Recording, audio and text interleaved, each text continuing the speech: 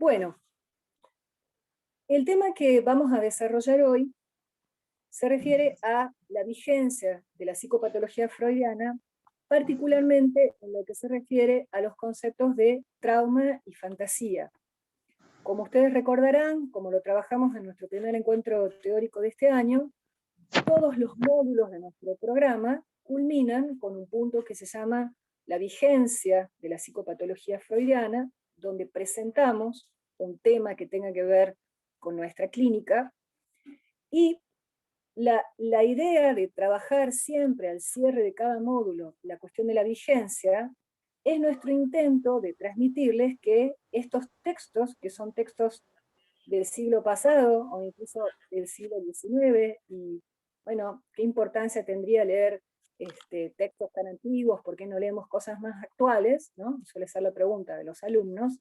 Tiene que ver con esto, con nuestro intento de transmitir que no se trata de si son textos viejos, sino que son modelos para la comprensión de los problemas psicopatológicos, y que a partir de que nosotros comprendamos esos modelos fundamentales, esos modelos que explican por qué se producen los síntomas, pueden ser utilizados para la comprensión clínica de los síntomas tal como se nos presentan hoy, que se nos presentan un poquito distinto que en el siglo XIX, no en el siglo XX, pero que constituyen un modelo de lectura que es aplicable, que es fecundo, que les va a permitir a ustedes leer y pensar los tratamientos hoy.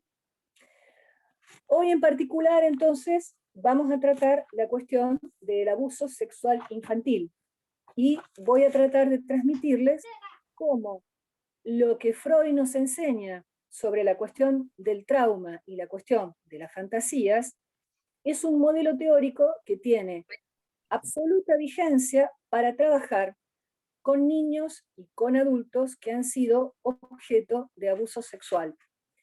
No me voy a referir particularmente al caso de los niños, porque ustedes tienen otras materias donde van a desarrollar exhaustivamente estas cuestiones, como trastornos psicopatológicos en la infancia y la adolescencia, pero sí vamos a hablar conceptualmente de cómo el concepto de trauma nos permite leer la situación clínica cuando nos encontramos frente a alguien que trae el abuso, y vamos a trabajar el ejemplo de un adulto.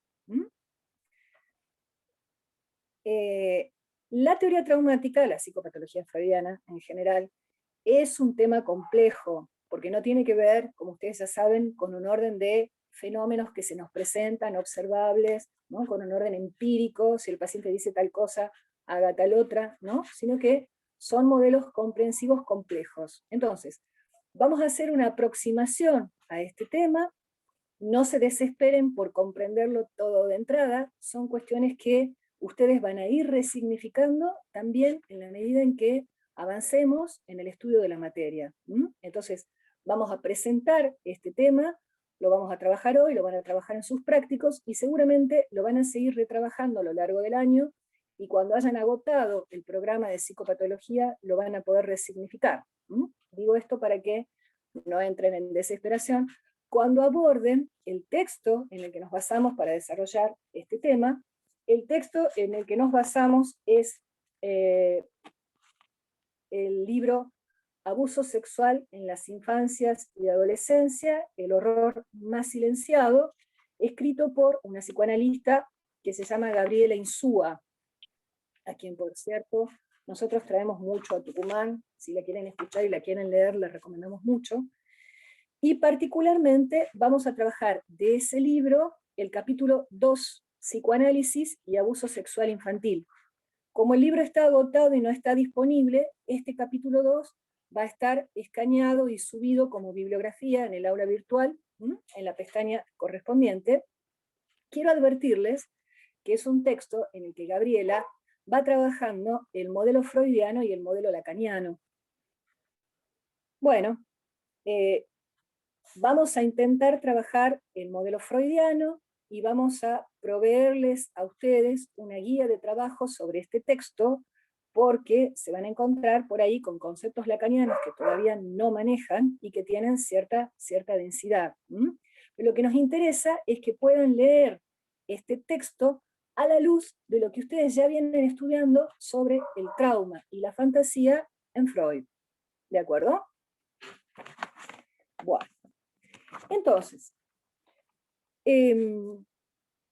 lo que la autora va a comentar en la introducción misma de este libro, y que estaría bueno que dialoguemos si están de acuerdo con esto, es que la cuestión de los niños y adolescentes que son objeto de abuso sexual es una cuestión cada vez más prevalente, es decir, nos encontramos con una gran cantidad de casos, con una sorprendente cantidad de casos de niños, adolescentes que son objeto de abuso, ¿sí?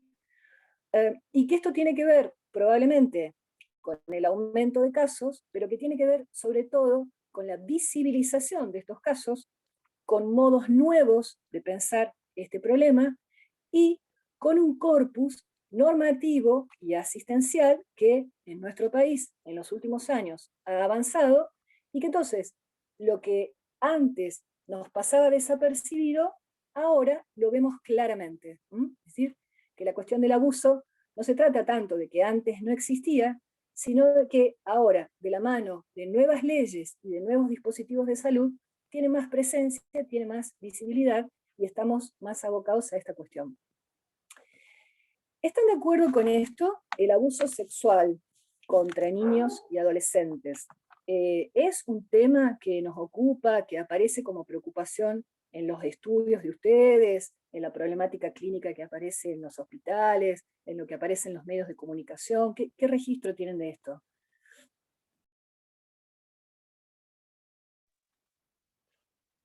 Que es totalmente cierto, profe. El abuso sexual es un tema que nos compete, digamos, a nosotros, al día que seamos profesionales, digamos, y a todo el profesional de salud, es un tema que nos compete mucho. Y es muy cierto, como dijo usted, que antes, o sea, tal vez sí había también, o sea, había bastante también abuso sexual, solo que no estaba tan visibilizado, tan difundido como lo es ahora, por todo lo que son las redes sociales y los medios de comunicación.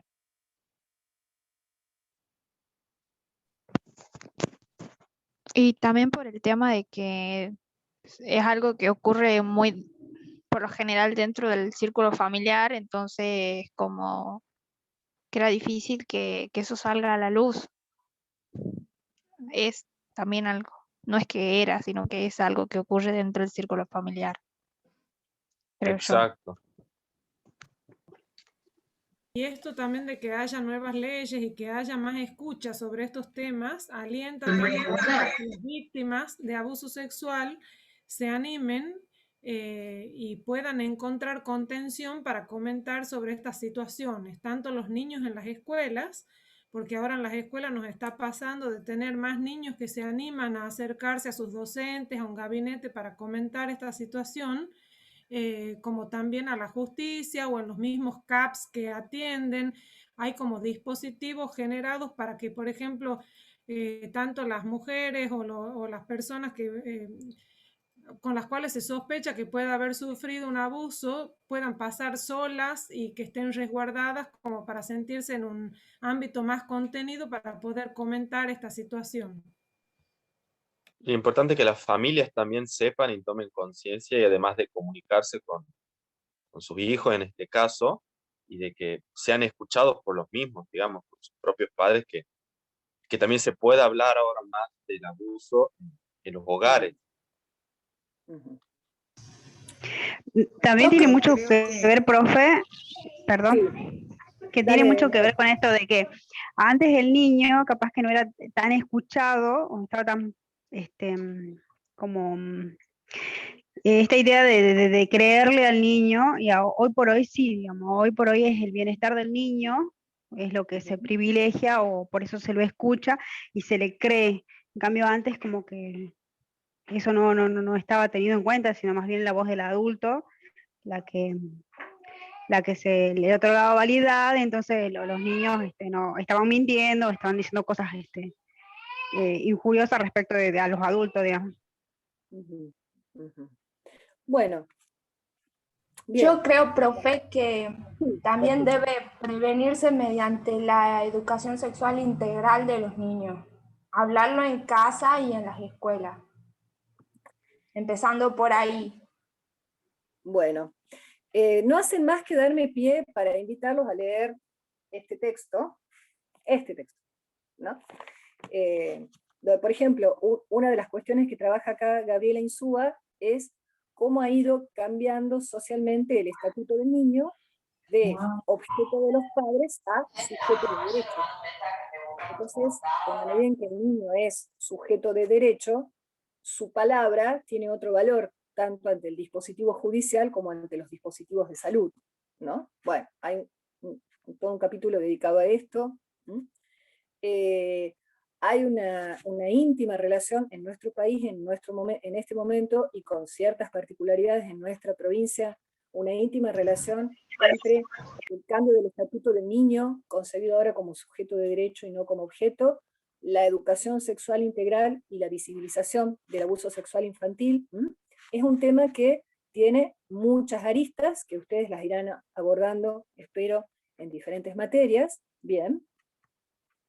Vamos a ocuparnos hoy, entonces, de cómo pensar psicopatológicamente las consecuencias del abuso y cómo trabajamos los psicólogos con esto.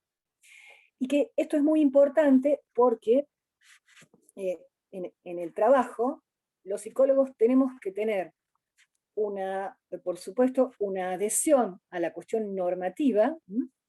Por ejemplo, en nuestra provincia existe un protocolo que los psicólogos estamos obligados a respetar, un protocolo para el abordaje de los niños que son objeto de abuso, es decir, hay un protocolo que deontológicamente nos obliga a seguir determinados pasos cuando tomamos conocimiento de un caso de abuso. Entonces, los psicólogos en nuestro trabajo tenemos que estar ajustados al marco normativo, pero el marco normativo no es el marco clínico. Tenemos que poder trabajar en las dos vertientes, en el marco normativo, pero también en el clínico. Y algo que sucede muchas veces, o algo que observo yo en la práctica, es que frente a los casos de abuso que se presentan en nuestros consultorios, los psicólogos nos perdemos en la cuestión de si denunciamos o no denunciamos, o orientamos a ese niño hacia el dispositivo judicial y abandonamos el aspecto clínico, es decir, el aspecto del sufrimiento de ese sujeto y qué le pasa con esto que sufre, ¿no?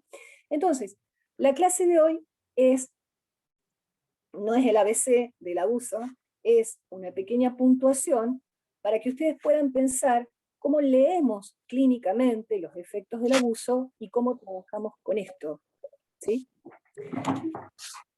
Una primera cuestión, entonces, es que de aquí en adelante, todos nosotros, todos los aquí presentes, los ausentes, vamos a dejar de hablar de abuso sexual infantil, aunque la sigla es ASI, abuso sexual infantil, y para decirlo rápidamente, y como lo decimos muchas veces decimos ASI, pero que abuso sexual infantil per se es una nominación poco feliz. Cuando hablemos de abuso sexual contra niños y adolescentes. Es decir, desde la manera de nombrar los problemas, que para los psicólogos es muy importante, ¿sí? Una primera cuestión es situar que ahí no está implicado el niño como sujeto, ¿no? Cuando nosotros decimos infantil, bueno, podemos sugerir que de algún modo ahí Venga, el ¿me niño puedo es hacer acá? sujeto. ¿Pueden apagar los micrófonos, por favor? Pueden ser cuidadosos con esto ¿No? porque hay mucha diferencia. Mirá que te puedo hacer acá que en el boxer, ¿no? A ver. ¿Vanina?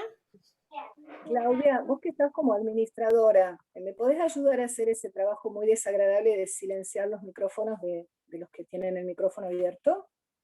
Sí, profe, sí. Gracias. Pero por ahí no nos damos cuenta y hay interferencia de la escena familiar en la clase.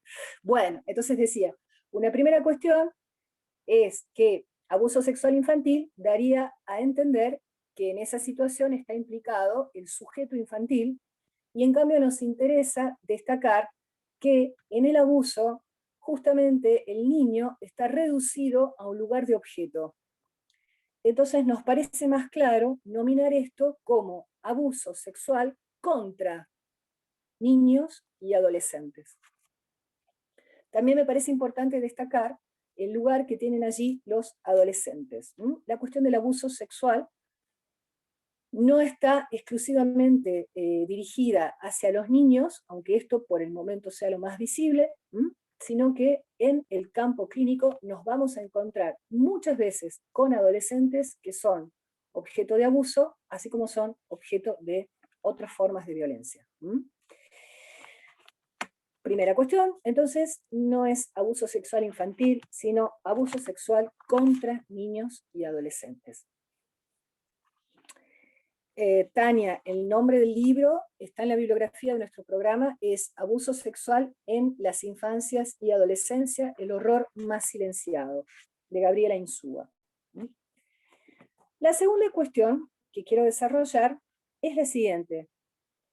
El abuso sexual infantil, al que de aquí en más llamamos abuso sexual en las infancias o contra las infancias, no es un trauma sexual, sino un acontecimiento traumático. ¿Sí? Desarrollemos esta idea. El abuso sexual contra los niños no es un trauma sexual, sino un acontecimiento traumático. Tenemos que diferenciar claramente cuando hablamos del trauma sexual y cuando hablamos, en cambio, del acontecimiento traumático. Ahora bien, nosotros no vamos a poder hablar del acontecimiento traumático, ni vamos a poder usar esa categoría en nuestra clínica si no tenemos claro aquellos viejos textos de Freud donde él desarrolló la idea del trauma sexual, ¿de acuerdo? Este es el punto de la vigencia de la psicopatología freudiana. Si yo no sé reconocer el trauma sexual, luego no puedo diferenciar el trauma sexual del acontecimiento traumático, ¿sí? ¿Qué es el trauma sexual?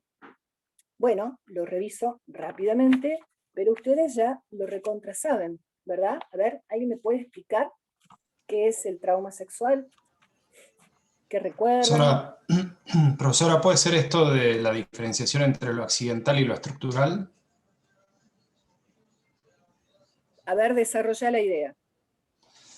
En realidad lo que entiendo como trauma sexual es una vivencia de estructuración del niño, y a diferencia de lo que sería el trauma accidental, que estaríamos más, digamos, en sintonía de lo que sería un acontecimiento traumático. ¿Es así?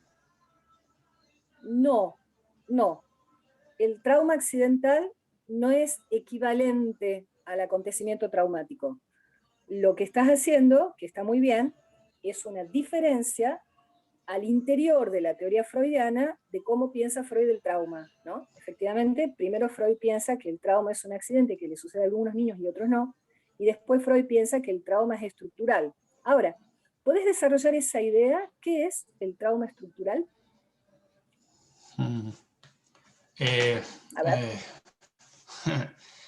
Que es algo constitutivo y entiendo como que es algo constitutivo y fundante del psiquismo del niño. Bien. No es algo que pasa accidentalmente, sino que es producto de una vivencia y posteriormente va a pasar a ser una fantasía de una vivencia donde interviene un adulto seductor, donde hay una estimulación, creo que dice que es explícita, una estimulación explícita de los genitales, ¿puede ser? Ajá. Ajá. Bueno, eso es lo que entiendo.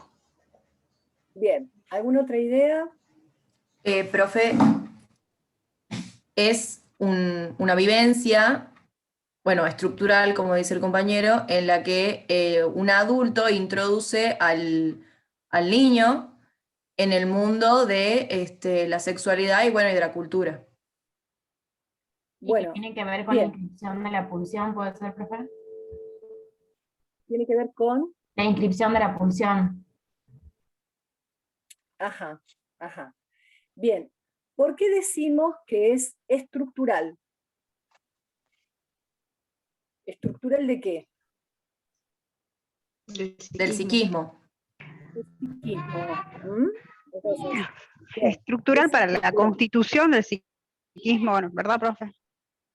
Muy bien, muy bien. ¿Por qué decimos que es sexual? Porque está referido a la sexualidad infantil. ¿De qué manera? Claro, A claro, partir de a la ¿Está libidinización del referido de qué cuerpo. manera?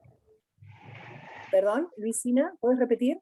Sí, vinculado a la libidinización del cuerpo. Y de esa manera A se la, consigue a la la pulsión. libidinización del cuerpo. Bien, entonces, decimos que es estructural porque tiene que ver con la estructuración misma del psiquismo. Bien, decimos que es sexual porque, como dicen Juan Cruz y Luisina, está tomado el cuerpo, pero está tomado el cuerpo ¿de quién? Está tomado el cuerpo como sede de inscripciones que son libidinizantes, ¿no? Lo sexual tiene que ver con libidinizar el cuerpo del niño, inscribir, decía Freud, la huella del objeto y la huella de la satisfacción que el objeto produce, inscribir la pulsión, libidinizar el cuerpo y por lo tanto inscribir las zonas erógenas, ¿sí? En este sentido es sexual, es estructural, es sexual, ¿y por qué es traumático? Porque, porque en principio lo vive de forma pasiva, porque no tiene preparado el psiquismo para procesar esa situación. ¿Qué, mi amor? ¿Qué? Bien. ¿Alguna otra idea? Porque Es porque todavía no tiene una maduración. Porque es, perdón, ¿cómo dijiste? Porque todavía no tiene una maduración para procesar el niño. Ajá, muy bien. ¿Qué quiere O decir sea que lo no? excede. Que lo excede, que lo excede. Bien, bien, bien. Entonces, porque es desbordante, dicen acá en el chat. Muy bien, bien. Entonces, fíjense que estudiando estas escenas de seducción que traen sus pacientes adultos, ¿sí? Freud, en un segundo tiempo de elaboración de la teoría traumática, va a encontrar, entonces, que esto que él había llamado el adulto seductor tiene que ver con una función del adulto. Es función del adulto tomar a ese niño en el orden del deseo y del amor para producir allí operaciones que son marcas que estructuran el psiquismo. ¿Sí? Que esto tiene un impacto en el cuerpo, pero que bueno, justamente lo que Freud descubre es que la libidinización del cuerpo hace a la construcción del psiquismo. ¿De acuerdo? Y que es excesivo, en tanto toma al cachorro humano en un tiempo de pasividad. Entonces fíjense que en lo que Freud ubica como este trauma sexual estructural, es fundamental tener presente la noción de la pasividad, la inermidad, el desamparo. En las sucesivas traducciones de Freud, nosotros encontramos esta idea ya en ese texto que se llama Proyecto de una psicología para neurólogos, donde Freud desarrolla la idea de la primera vivencia de satisfacción, ¿no? Y Freud ahí habla de la inermidad del cachorro humano y dice, lo que todos podemos constatar, que el sujeto humano es el más miserable de los seres vivientes en cuanto a su desamparo inicial. Ningún sujeto humano puede sobrevivir si no es basado en la dependencia del otro que sostiene su vida. Ese otro es el que Freud va a ir ubicando en esta función de producir marcas que estructuran el psiquismo. ¿De acuerdo? Entonces, no podemos pensar lo traumático sin remitirnos a la pasividad, al desamparo, a la madurez, que fundan, que explican el carácter traumático. Ahora bien, ¿cuál es el destino de ese trauma sexual estructurante? Cuando digo cuál es el destino, me refiero a qué da lugar. Y esto es lo que nosotros hemos empezado a pensar con el concepto de fantasía, ¿no? Freud dice, bueno, ¿el sujeto qué hace con estas marcas traumáticas? Bueno, empieza a fantasear, es decir, empieza a ligar a ciertas representaciones que constituyen su mito, su novela. ¿No? Y, si no me equivoco, en el último teórico, hace 2 semanas, dábamos como ejemplo de esto las teorías sexuales infantiles. Las teorías sexuales infantiles en su contenido son absurdas, ¿no? Entonces, bueno, cuando un niño dice que el hermanito nació porque la mamá se comió una semillita que le dio el papá, si uno toma el contenido de esa fantasía, de esa teoría sexual infantil, es absurda, pero cumple una función, que es darle un texto, darle un libreto, ponerle palabra a esto traumático de la sexualidad que el niño intenta explicarse, que es cómo vienen los niños al mundo, por qué de repente hay acá un hermano. ¿Sí? Esto era el último ejemplo que habíamos dado en el teórico sobre fantasía. ¿Sí? Entonces, fíjense, Freud ubica este efecto, que el trauma sexual estructurante es un trauma que hace novela, que se tramita por la vía de la fantasía, que permite que el sujeto construya su mito, ¿no? Que permite que el sujeto arme teorías, ¿no? Sobre quién es, cuál es el lugar que ocupa para el otro. ¿Sí? ¿Me siguen?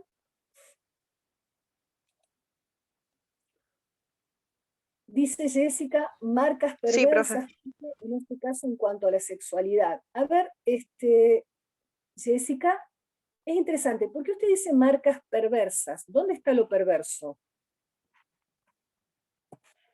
Si tiene micrófono y lo puede tomar y explicarnos esta idea que escribió en el chat, marcas perversas en cuanto a la sexualidad. Profe, lo perverso sería como esta idea de pensar como este adulto tiene como una conducta ultrajante hacia ese niño inocente. ¿En el trauma sexual? Claro. No. Bien, qué bueno que haces este comentario para que La diferenciemos. compañera, profe, está confundida con el acontecimiento traumático. Quiero hacer una puntuación respecto a lo que dice Jessica. Viene bien la aclaración para todos. Después te escucho, ¿no? En el trauma sexual estructurante no hay un adulto perverso. En el trauma sexual estructurante, del que estamos hablando en este momento, no hay un adulto perverso. Hay un adulto amoroso. Un adulto amoroso que se hace cargo de la inermidad, del desamparo de ese niño, tomándolo en las redes de su deseo. En el trauma sexual estructural no hay un adulto perverso. ¿Sí? Hay un adulto deseante.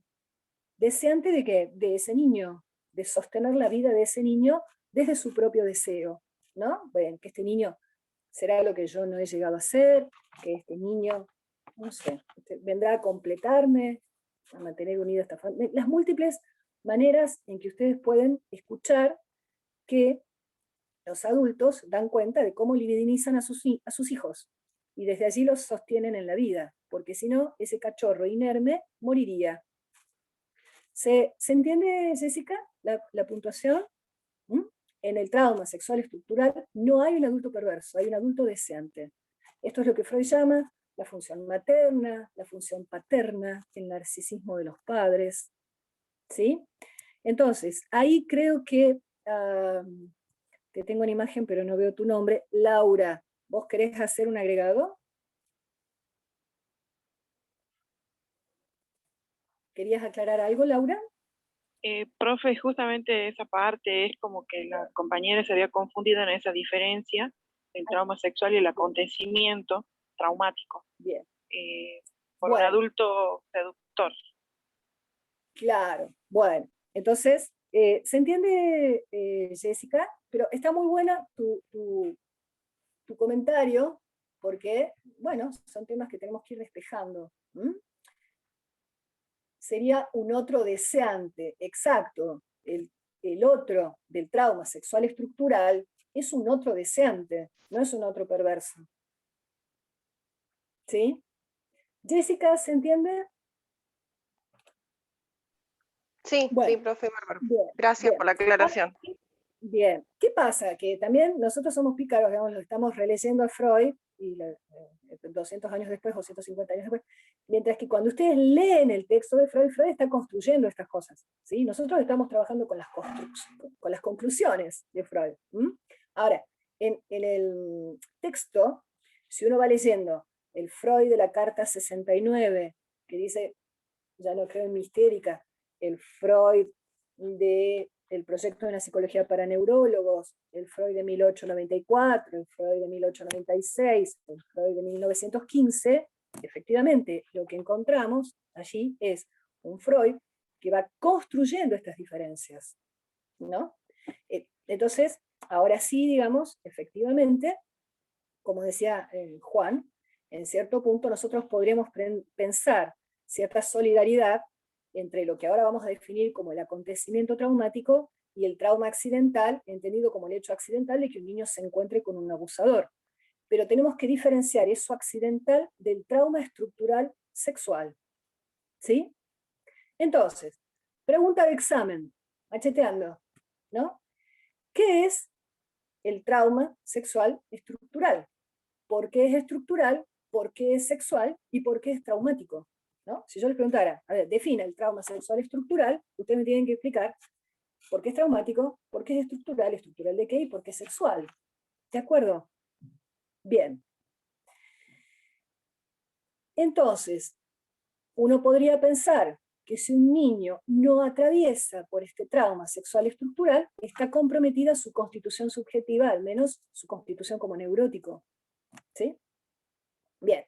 Y que tenemos que tener presente que este trauma sexual estructural se liga en fantasías, que lo que llamamos fantasía en Freud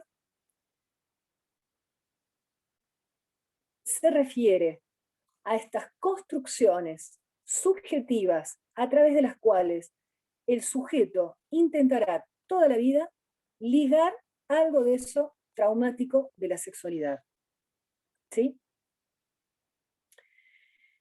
En 1920, Freud escribe este texto, que ustedes conocen, como Más allá del principio del placer, donde Freud hace este descubrimiento, para desgracia de todos nosotros, que complejiza extraordinariamente el campo de la psicopatología, para desgracia no, para iluminar nuestra comprensión de los problemas clínicos, ¿no? Entonces Freud dice, bueno, pero está bien lo que yo dije del trauma sexual estructural, y de que la fantasía, las teorías sexuales infantiles, el mito edípico, la novela familiar del neurótico, que son todas formas de la fantasía, intentan ligar eso traumático de la sexualidad. Así y todo, en 1920, afirmó que igual siempre queda un resto que nunca se termina de ligar en fantasías. Dice Freud, esto está en la estructura del psiquismo, ¿no? La fantasía viene a intentar ligar eso del trauma sexual estructurante, pero de cualquier manera me doy con que hay un resto que nunca se va a ligar, y ese resto lo ubico en el más allá del principio del placer. Retengan esta idea, que ya la conocen, ¿no? Vamos a volver sobre esto varias veces a lo largo de nuestro programa. Entonces Freud dice, muy bien, sí, la fantasía es lo que me permite ligar lo traumático estructural sexual, pero igual siempre queda un resto que se escapa a cualquier ligadura, ¿no? ¿Me siguen?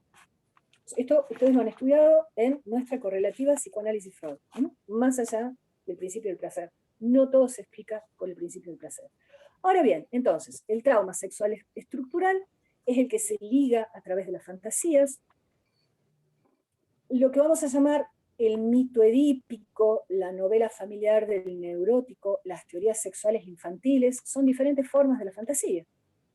los sueños diurnos, las fantasías inconscientes que aparecen como fundamento del síntoma. Bueno, son todas formas de la fantasía que tienen que ver con ligar eso traumático de la inscripción, de lo estructurante.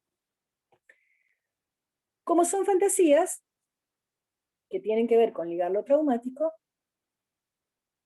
algo de esto, de lo traumático que se liga por la vía de la fantasía, me va a aparecer en los síntomas neuróticos.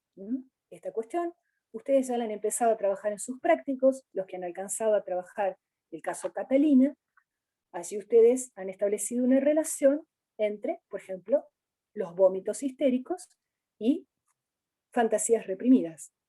¿Sí? ¿Me siguen? Entonces digo, vamos a dejar, como si hiciéramos una línea divisoria, vamos a dejar de un lado de esa línea el trauma sexual estructural, las fantasías y los síntomas neuróticos. En cambio, en otro lado de esa línea, trazando una barra divisoria, vamos a ubicar el acontecimiento traumático. El acontecimiento traumático. En el acontecimiento traumático, si quieren, hacemos lugar a la propuesta de Jessica y de varios, ubicamos allí un adulto perverso. ¿Por qué? Porque en el adulto perverso que abusa contra un niño, bueno, sí, ahí hay un orden de perversión, en tanto ese niño está ubicado como un objeto de su goce sexual.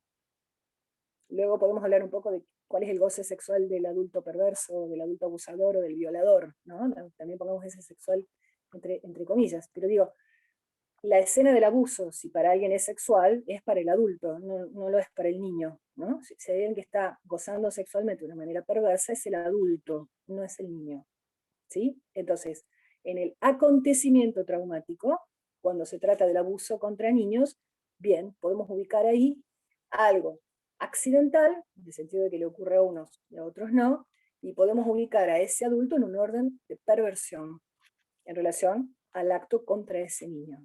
¿Sí? Ahora bien, ¿qué es el acontecimiento traumático? Digamos algunas características. ¿Sí? El acontecimiento traumático es distinto del trauma estructural. El acontecimiento traumático es un arrasamiento de la subjetividad, en tanto ese niño, ese adolescente, están tomados allí como objeto de una satisfacción perversa.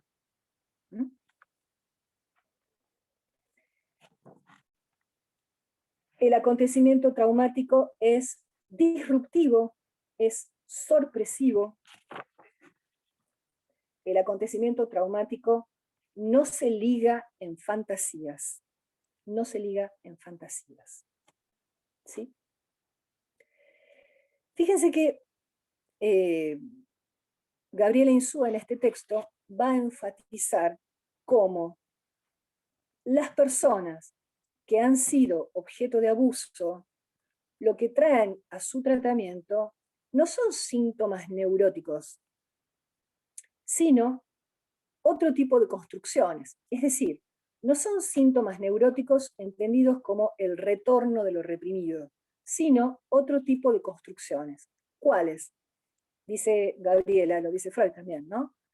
Los flashbacks, es decir, esas alucinaciones, pero que no son alucinaciones psicóticas, son flashbacks, es decir, alucinaciones que se presentan como fragmentos de la escena de abuso. ¿Sí?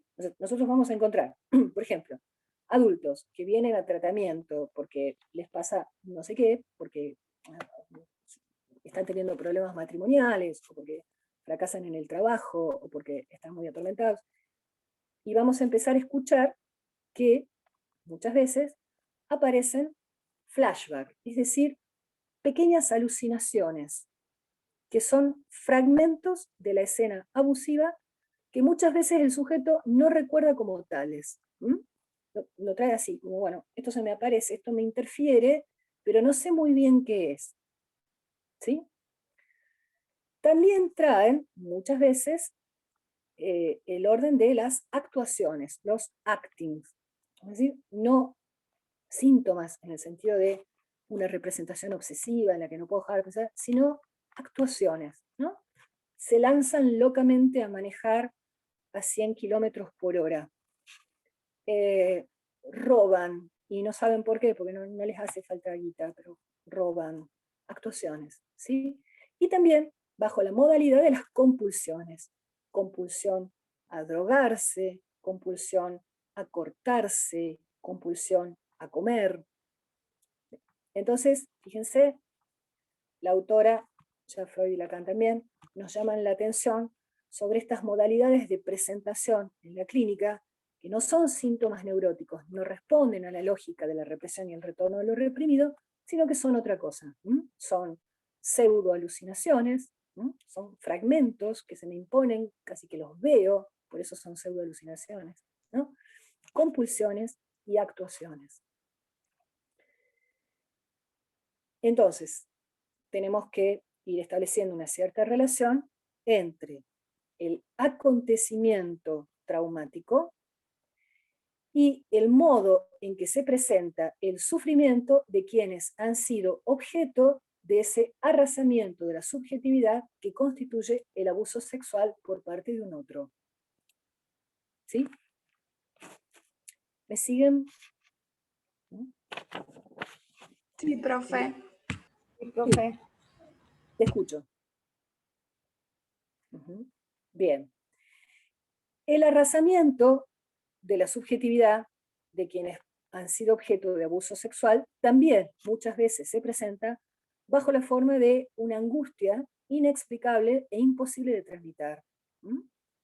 Las consecuencias, el modo en que el sujeto nos trae a veces mucho tiempo después la marca del abuso puede presentarse también bajo la forma de una angustia imposible de dominar, imposible de explicar. Son sujetos muy angustiados que no se sabe por qué.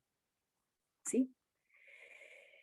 El acontecimiento traumático, entonces, no es un trauma sexual. No es un trauma sexual, porque le llamamos sexual a ese que es constitutivo, a ese que es estructurante. Entonces, el abuso sexual contra niños y adolescentes, aunque se dé en el campo de la sexualidad, se da en el campo de la sexualidad del abusador, del adulto abusador. ¿Sí? Pero para el niño, que está siendo objeto de abuso, objeto de avasallamiento, es un acontecimiento traumático, pero no es un trauma sexual. ¿De acuerdo? Es decir, en el abuso, el niño no está implicado como un sujeto que obtiene algún disfrute sexual o alguna inscripción libidinizante. Para nada. ¿Sí? Entonces, en este sentido, por contradictorio que parezca, el abuso sexual contra niños no es sexual para el niño. ¿Para el niño qué es? Traumático en el sentido de arrasador. Arrasador en el sentido de imposible de inscribir, imposible de tramitar. Vuelvo al comentario de Juan, entonces. Bueno, entonces lo que Freud ubicó como el trauma accidental tendría que ver con el acontecimiento traumático. Se le parece, más que hoy podríamos definir esto con mayor precisión, ¿no? En vez de decir trauma accidental, decimos acontecimiento traumático. Acontecimiento traumático. Entonces, me interesa situar que el abuso sexual para un niño no es un trauma sexual, y también me interesa situar que va a haber distintos hechos a los que vamos a considerar como acontecimientos traumáticos. Ser objeto de un abuso sexual por parte de un adulto, sin duda lo es, también es ir a la guerra, también es atravesar un accidente, ¿sí? Son todos acontecimientos traumáticos. Le damos el valor de acontecimiento traumático para diferenciarlo del trauma estructural. Y nos interesa de estos acontecimientos traumáticos que los caracteriza el hecho de que no es una vivencia que se pueda inscribir para luego fantasearla, sino que queda en ese campo traumático que deja como huella este tipo de fenómenos clínicos: alucinaciones, compulsiones, actuaciones, angustia desbordante. ¿Sí? Hago un parate acá y los escucho. A ver. ¿Se entiende? Sí, se entiende. Quería manifestar una duda que se me presenta. A ver, yo me pongo a pensar en este tipo de vivencias dependiendo en la edad del niño que se dé. Supongamos que este abuso, que creo que hay como hay un, a ver, es bastante amplio el llamar abuso, hay diferentes tipos de abuso, como usted decía, pero si este abuso se da en una etapa donde, supongamos, de bebé hasta, no sé, 3, 4 años, ¿no sería también estructurante del psiquismo y de la sexualidad del niño? Por vivirse de esta forma pasiva que lo excede y que obviamente que va a pasar a formar parte también de lo que el niño entiende, comprende de su cuerpo, de la relación de su cuerpo, de la relación de su cuerpo con el cuerpo de otro. Está bien tu planteo, pero a ver, hagamos una precisión. Le llamamos estructurante a lo que permite la estructuración del aparato psíquico. El abuso es disruptivo, no es estructurante, ¿no? Ahora, cuando vos decís estructurante, estás diciendo que deja huellas, que deja consecuencias, que va a producir efectos, que cuanto más temprano, peor esos efectos, sí, sí. Pero reservemos la idea de lo estructurante, ¿sí?, para el trauma sexual, en tanto lo que posibilita la estructuración del aparato psíquico. ¿Se entiende? Ahora, el acontecimiento traumático del abuso, cuanto más temprano, sin duda, más grave, porque sus consecuencias son más arrasadoras. Porque a más pequeño es el niño, más lejos queda de la posibilidad de inscribir, porque está en un campo de absoluto desamparo. ¿Se entiende? Entonces, contrariamente... Porque puede ser que se... Te escucho. No, discúlpame, porque puede ser que también ese abuso no sea tan disruptivo también, sino que sea más sutil. ¿Por parte del abusador? No sé. ¿Por parte del abusador? Exactamente. Está bien. Bueno, no me ocupo mucho de los abusadores, tengo una dificultad con eso, es mi límite neurótico. Sí. Sí creo que cuanto más pequeño es un niño, hay una condición más perversa del abusador. Ahora, si quieren, a fin de año vamos a hablar de la perversión, ¿no? Espérenme a la unidad 5, y vamos a hablar de la perversión en varios sentidos, ¿no? Sí me interesa situar que a mayor indefensión, mayor arrasamiento. A mayor indefensión, mayor arrasamiento. En este sentido, como vos decís, cuanto más temprano, más complejo. Contrariamente, fíjense a lo que nos diría el sentido común, ¿no?, que como son cosas que suceden tempranamente, los niños no las recuerdan, no tienen ninguna importancia. Los niños no se acuerdan, entonces no importa, ¿no? Clásico argumento, que hoy en día es muy insostenible, es muy difícil de defender, pero que hasta hace, no sé, 10 años, jurídicamente se disculpaba a muchos abusadores porque el niño no se acuerda, entonces no debe tener consecuencias eso, ¿no? Todo lo contrario a lo que nos indica el sentido común: a mayor grado de indefensión, mayor arrasamiento, porque justamente el abuso, en tanto acontecimiento traumático, justamente no se recuerda porque no se inscribe. Esto es lo grave, ¿no? El abuso, como tal, no se recuerda como uno recuerda en sus fantasías, las vivencias de niño, de cómo fue querido por sus padres. No se recuerda porque no se inscribe, sino que es algo que puja de una manera desbordada y empuja a la alucinación, al acting, a la compulsión. Voy a tomar un caso clínico, ¿sí? Sé que son cuestiones complejas, ¿no?, pero nos van permitiendo establecer ciertas diferenciaciones, ¿no? O sea, clínicamente es muy distinto trabajar con alguien que viene porque es la tercera vez que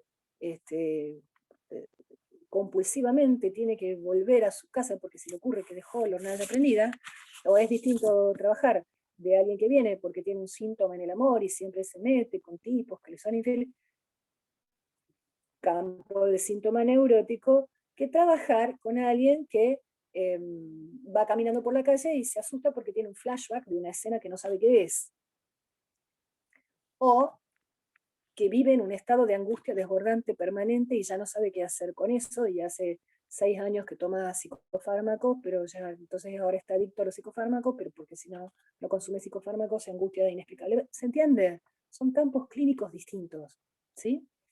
Vamos a trabajar un pequeño recorte de un caso, está en este capítulo, se los leo, ¿sí? Después lo van a leer y lo van a trabajar en prácticos, pero lo quiero compartir ahora.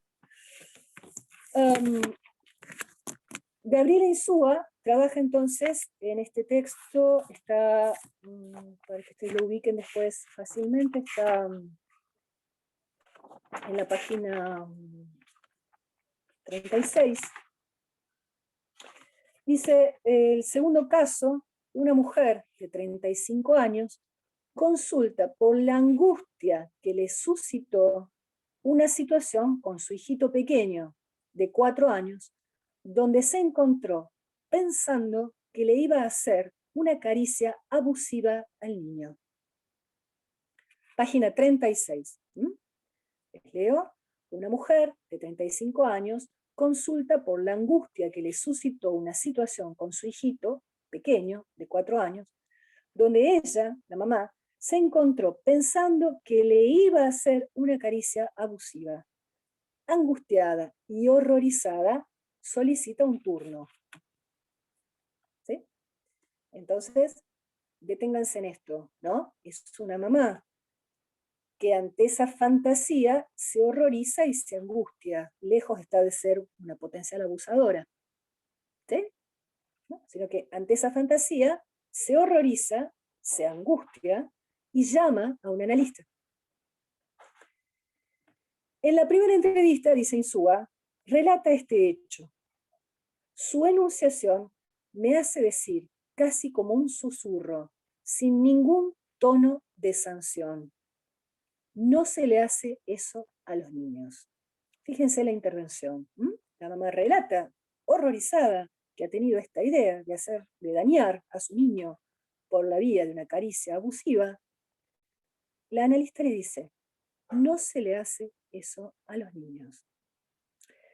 Me mira y rompe en llanto, relatando inmediatamente que fue abusada en su preescolar y en primer grado por alguien ligado a su escolaridad. Le pregunto, Insúa le pregunta, ¿era eso lo que conducía tu mano? A partir de allí, ella puede, sesión tras sesión, desandar una historia que pulsaba a tiempo presente, donde contó lo que le pasaba, pero sus padres no le dieron entidad a su palabra, ni a sus dibujos, ni a sus síntomas. Es decir, esta paciente, cuando rompe en llanto, ¿sí?, puede, de algún modo, desestimar esa fantasía de hacer una caricia abusiva a su niño, y en cambio puede recordar esta historia. Una historia donde no se le dio entidad a su palabra cuando contaba que era abusada, ni a sus dibujos, ni a los síntomas que tuvo de niña, ¿no? Es decir, que esta mujer de niña debe haber presentado algunas disrupciones, algunas cuestiones llamativas en su conducta, modos de sufrimiento, pesadillas, imposibilidad de ir a la escuela, etcétera, etcétera, pero que esto no fue escuchado. En terapias anteriores, cuando ella contaba que al tener relaciones sexuales con su pareja, venían imágenes de ese acontecimiento traumático de la infancia, no recibía respuesta, también se sentía no escuchada. Fíjense, esta mujer que llega a este análisis horrorizada por la idea de hacerle una caricia a su hijo, ya venía en tratamientos anteriores hablando de que le pasaba esto, cuando tenía relaciones sexuales, sufría estas pseudoalucinaciones, estas imágenes que son como fragmentos de la escena de abuso sufrido. se sexualizaba fantasmatizando aquello que había sido el arrasamiento de lo traumático de la sexualidad de un adulto sobre sí. ¿Sí? Bueno, es un pequeño fragmento del caso clínico, ¿sí? Solo pretendo mostrar, entonces, fíjense, el modo en que se presenta mucho tiempo después. Estamos hablando de una mujer de 35 años que hace una consulta y que cuando la intervención del analista no se le hace eso a los niños, puede abrir un orden de asociación, empieza a traer esta historia. Recuerda haber sido abusada, recuerda el tratamiento que se le dio a su palabra siendo niña, el descreimiento, y también recuerda, de esto nos va a hablar Insúa, de que esto no ha sido escuchado en tratamientos anteriores. ¿Sí? ¿Me siguen? A ver, voy a mirar un poquito el chat.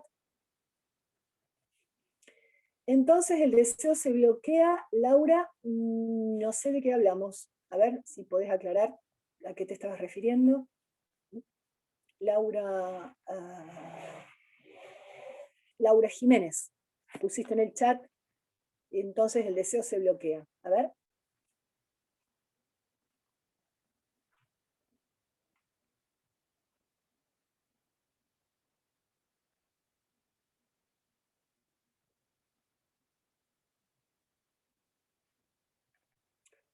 Dice, me está fundamentando un profe luego de esa pregunta. Bueno, ya quedó respondido. No sé al deseo de quién te referías, ¿no? Bueno, bien. Bien. ¿Se alcanza a distinguir el trauma sexual estructurante como distinto del acontecimiento traumático? ¿Se logra, pueden empezar a percibir esa diferencia? Sí, sí. Bien. Gabriela Insúa, profe. Sí, te escucho. Sí. ¿Quién habla? Tomás. No, le quería... sí. Le quería consultar porque ahí entonces la principal diferencia que al menos, bueno, voy pudiendo notar, la verdad que es un tema bastante complicado, es cómo la persona lo manifiesta a través de los flashbacks, de la angustia. O sea, ahí es donde nosotros, por ejemplo, hay que ser muy minuciosos al encontrar la diferencia entre un acontecimiento traumático y el trauma. Exacto, exacto. A ver, podemos ir pensando varias cuestiones, ¿no? Primero, que nosotros vamos a los 3 ejes del análisis psicopatológico, ¿sí? ¿Se acuerdan de esto? ¿No? Eje 1, cómo se me presentan los síntomas. Entonces, una cosa es que alguien traiga como síntoma un síntoma neurótico, una idea obsesiva, una ceguera histérica, un fracaso reiterativo en el amor, ¿no? No sé por qué me pasa esto, de alguien que trae, por ejemplo, alucinaciones propiamente paranoicas, como por ejemplo, la Gestapo me persigue, ¿no? Porque inventé un nuevo sol ecológico, una idea propiamente paranoica, de alguien que trae alucinaciones que son fragmentos de una escena que el sujeto no reconoce qué es eso, o alguien que trae compulsiones a consumir, o alguien que trae compulsiones a actuar. Ojo, no estoy diciendo que siempre que alguien se droga es porque ha sido abusado, ¿no? Estoy diciendo que cuando me aparece ese orden de fenómenos, ¿sí? Tengo que estar atenta a lo que el sujeto va a poder ir hilando sobre qué le pasa allí. ¿Sí? Ahora, tal como dice usted, Tomás, la psicopatología freudiana no es 2 más 2, 4, ¿no? No es si alguien alucina es porque fue abusado, ¿no? Nos marca que tenemos que ir escuchando cuál es el estatuto de eso que el sujeto dice. ¿Sí? No es el DSM, ¿no? Escuchar qué se juega allí, cuál es la significación subjetiva de esto, qué es lo que el sujeto puede asociar sobre esto. Es decir, tenemos que psicopatológicamente diferenciar los efectos del trauma sexual estructural. Los efectos del trauma sexual estructural son las fantasías y los síntomas, mientras que los efectos del acontecimiento traumático, entre ellos el abuso sexual infantil, son estos otros. Y que nos vamos a encontrar con sujetos en los que estos dos órdenes conviven, ¿no? O sea, a veces hay sujetos que vienen a vernos porque están muy atormentados por alguna idea obsesiva, pero que nosotros empezamos a encontrar que además de esto, bueno, hay flashback o hay estados de angustia que tienen que ver con el abuso. En el caso de Gabriela, en este que les leo, fíjense que esta mamá, su motivo de consulta es casi transparente, ¿no? Casi transparente. Esa intervención muy afortunada, no se le hace eso a los niños, ¿no? Guarda, no es que Insúa le está diciendo, maldita perversa, no le hagas eso, no, le llama la atención que la mamá se angustió. Y entonces ella dice, no se le hace esto a los niños, y abre la cadena asociativa, ¿sí? Y aparece el recuerdo del abuso, y aparece este síntoma que esta mujer viene sufriendo, que son las alucinaciones cuando tiene relaciones sexuales con su pareja. ¿Sí? Profe, te escucho. Profe, o sea, que una paciente se presenta a consulta, o sea, pueden tener estos síntomas como los flashbacks, acting o compulsión o la angustia, o sea, pueden ser que solo venga con uno, o sea, por ejemplo, con una angustia, o pueden venir varios de estos comportamientos, cosas que le estén sucediendo, o todo junto. No sé, me surge la duda. Pueden convivir este tipo de fenómenos. ¿Por qué? ¿Qué es lo que te llama la atención? No, porque lo pensaba y como que en una paciente puede venir con angustia, pero también pueden presentársele la convulsión o el acting o el flashback, entonces como que... Sí, sí. Lo que podés hacer, bien, lo que podés hacer, Lu, es leer casos publicados. Podés leer casos publicados para que vos veas en las consultas cómo se presentan estas cuestiones. ¿Sí? Bien. Está este texto de Gabriela, que es muy recomendable. Hay un texto de Juan Carlos Volnovich también, que se llama Abuso sexual en la infancia, que es muy recomendable. Bueno,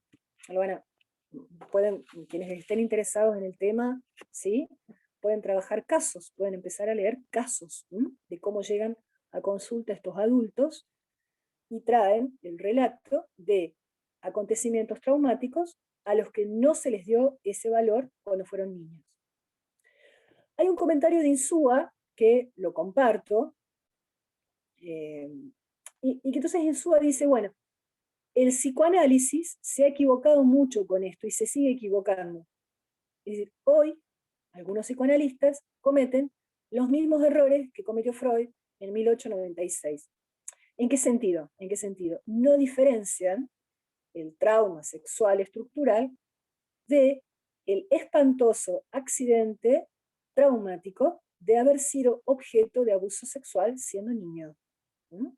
Entonces, ustedes van a ver que hay un párrafo donde Gabriela dice esto. Bueno, ese error de no reconocer un acontecimiento traumático como tal es sumamente iatrogénico, ¿no? Esto de confundir, cuando alguien trae un acontecimiento traumático, confundir eso con la novela edípica, da lugar a intervenciones sumamente erradas.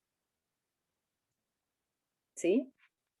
Bueno, no es algo en lo que nos vayamos a explayar tanto, porque a mí lo que me interesa es que ustedes, por ahora, lo que me interesa es que ustedes puedan diferenciar conceptualmente el acontecimiento traumático del trauma sexual estructural. Luego vamos a ir viendo cómo se presenta esto en la clínica, y les puede pasar en su clínica, que vengan a consultarnos sujetos que traen relatos de este tipo, y que como esta paciente pasaron por tratamientos anteriores donde ese relato de acontecimientos traumáticos fue confundido con una novela. Bueno, fíjense que Freud hizo un enorme trabajo, hace 100 y pico de años, no tantos, hace algunos años, hizo un enorme trabajo para poder desbrozar, para poder discriminar lo que es del orden de lo estructural del trauma, que luego aparece como las fantasías edípicas, y el orden del acontecimiento traumático como ese hecho arrasador que para el niño no es sexual, que no se inscribe y que nos aparece como, no como el síntoma neurótico, sino como sufrimientos que tienen esta otra modalidad, este otro matiz. Entonces lo que la autora nos advierte es que hoy, que el abuso sexual es muy visible, hay que ser muy cuidadosos en nuestra clínica, ¿no? Y entonces, una cosa es escuchar la novela del neurótico, donde el neurótico habla de haber sido amado o no haber sido amado por su padre, ¿no? De el relato siempre acompañado de fenómenos angustiosos o compulsivos, donde un sujeto da cuenta de haber sido arrasado, abusado, ¿no? Hay una diferencia enorme entre fantasear si mi mamá me quiere, si soy la preferida de mi mamá, si por qué mi papá me abandonó, ¿no? Estas cuestiones que los neuróticos traen como su novela edípica, como su novela familiar, de el crudo relato, siempre angustioso, siempre tenido de angustia, de haber sido objeto de abuso por parte de un adulto. Esto tiene el estatuto de acontecimiento traumático y nos señala otra clínica. ¿Sí? No tratamos de la misma manera los síntomas neuróticos que los efectos del acontecimiento traumático. ¿Me siguen? Entonces, hay que ser muy cuidadosos de descreer de los relatos de abuso. Hay que ser muy cuidadosos de descreer. Sí, te escucho. No sé Ahí quién habla. ya le quería preguntar, Tomás, le quería preguntar, si bien este acontecimiento traumático no es estructural, ¿de alguna forma, alguna vez se puede ser estructural? ¿Y qué pasaría si pudiera ser, si fuera estructural? ¿Qué quiere decir? A ver, ¿qué quiere decir que si alguna vez pudiera ser estructural? ¿A qué te referís con esto? Estás en la misma línea que Juan. A ver. Sí, tal vez me estoy confundiendo, pero... A ver, vale. Me refiero, digamos, en el sentido de que... ¿Cómo lo explico? O sea, si bien que se inscriba la pulsión, digamos, de una manera traumática.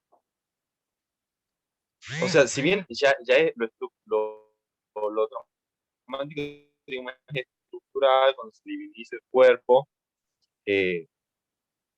no sé cómo explicarlo.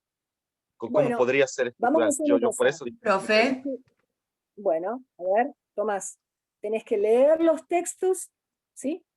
Leer los textos, porque quizás con esta explicación no es suficiente, ¿no es cierto? Hay que leer el texto freudiano, hay que leer el texto de la teórica anterior, leer el texto de Insúa, y volvemos a pensar estas cuestiones. Si te sirve de guía, a ver, una cosa es que digamos que tiene efectos, es decir, que a los 35 años yo tengo flashbacks que tiene efectos. Otra cosa es decir que es estructural. ¿Qué decimos? Aclaremos esto a ver si sirve, va para Juan también. ¿Qué decimos cuando decimos que algo es estructural? Que da lugar a que el aparato psíquico se estructure en términos de el ello, el yo y el superyo. Eso quiere decir estructural. Que da lugar a que el aparato psíquico se forme bajo esta lógica del ello, yo y el superyo. Profe. El acontecimiento traumático no tiene que ver con que se estructure el aparato. Tiene efectos, es desbatador, sí, perfecto, pero no hace a la estructuración en términos de ello, yo y superyo, ¿no? A veces, si tomando esta línea, ¿sí? Se puede aclarar un poquito más cuando decimos que no es estructural. Quiere decir que no es necesario. El trauma sexual es necesario para que se estructure el ello, yo y el superyo. Mientras que el abuso sexual infantil no es necesario para que se estructure el aparato. Al contrario, pone en riesgo el aparato. Es devastador. ¿Sí? Pero, profesora, en ese caso, ¿el abuso no puede ser estructurante? Digamos, si el niño no vive el abuso como un acontecimiento traumático, ¿no sería estructurante? ¿Qué quiere decir que el niño no viva el acontecimiento como un abuso? Que el abuso como un acontecimiento traumático. Por eso yo me refería, a ver, tratando de hacer un paralelo con lo que dice Tomás o con lo que trata de decir.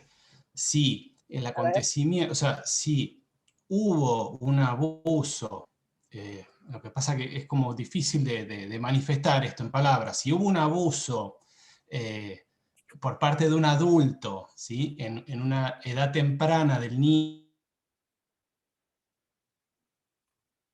sino que parte de la perversión del adulto, del deseo del adulto, pero ese acontecimiento no lo vive, o ese abuso no lo vive el niño como un hecho traumático, sino como parte de la estructuración esta del deseo de... El niño lo vive como, ahí está la dificultad, que el niño lo vive como, a ver, es como si le estuvieras dando al niño la opción de vivirlo de una manera o de otra. No, hago referencia a esto por los síntomas que aparecen. Si a vos te estalla una bomba en los pies en este momento, no tenés la opción de vivirlo de una manera o de otra. Bien. ¿Se entiende? Es Sí, arrasador. se entiende. Pero yo hago ¿Sí? referencia a esto por los síntomas posteriores. ¿Por qué los síntomas son de una manera en un caso y de otra manera en otro? Porque es vivido de distinta manera. No. Creo que la palabra misma lo dice, es un abuso, hay un avasallamiento hacia el niño. Entonces, hay algo que no hay otra manera de vivirlo. No hay distintas maneras de vivirlo, claro. Profesora, capaz que a lo mejor, perdón, a lo mejor quizá, no sé, yo también estoy tratando de dilucidar cómo poder explicar. Capaz que Juan Cruz lo que quiere decir es cuando eso que le sucede al niño, en este caso, imaginando un padre, una madre, que digamos, ejerce ese tipo de cuidados que tendrían que ser estructurantes para el psiquismo del niño, pero no están siendo desde ese lugar, digamos, desde el amor, desde el cariño, sino desde otro lugar. Bueno, bien, a ver, quizás yo estoy teniendo como un excesivo cuidado de no ser cruda. No los voy a cuidar más. A ver, porque estoy leyendo el chat y ustedes piden ejemplos. Bueno.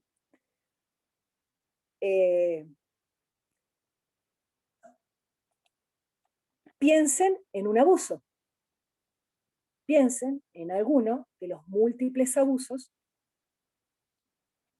relatados últimamente en los medios de comunicación. Piensen en un abuso. ¿Sí? ¿Están pensando? ¿Están pensando en un abuso? ¿Todos pueden pensar en un abuso? Bien. Yo les voy a poner uno de ejemplo, quizás lo comparten. A mediados del año pasado circulan unos audios de un tipo que contaba cómo le había metido la pija en la boca a su hija.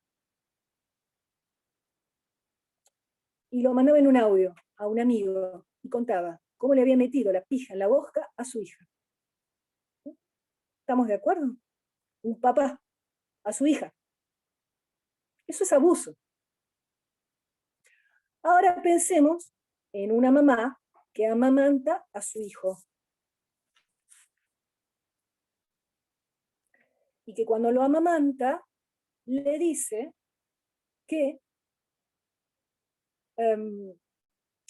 ella no hubiera querido tenerlo en esta situación de encierro, porque ella misma está muy triste, que le hubiera gustado que él venga un tiempo después. Pero bueno, no se cuidó con su papá y decidieron tenerlo, y que ojalá que dentro de un par de años, cuando ella pueda entender, no queden ni huellas de la pandemia.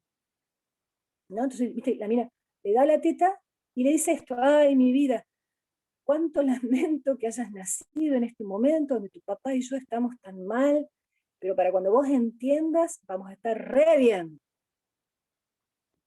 ¿Sí? ¿Es distinto? ¿Es distinto? ¿Profe? Estoy preguntando, ¿es distinto? Sí, es muy Sí. distinto. distinto, es muy Y uno es distinto. el trauma sexual estructural. Uno es el trauma sexual estructural. Quizá lo que nos hace obstáculo ideológico, que ya se lo hemos reclamado a Freud, pero bueno, ya está muerto, es que le llamemos a eso sexual. Pero es sexual, no es genital, es sexual. ¿Por qué? Porque inscribe a ese niño en el deseo, que no tiene la más peregrina idea de qué le estará, y qué significará la pandemia, ¿no?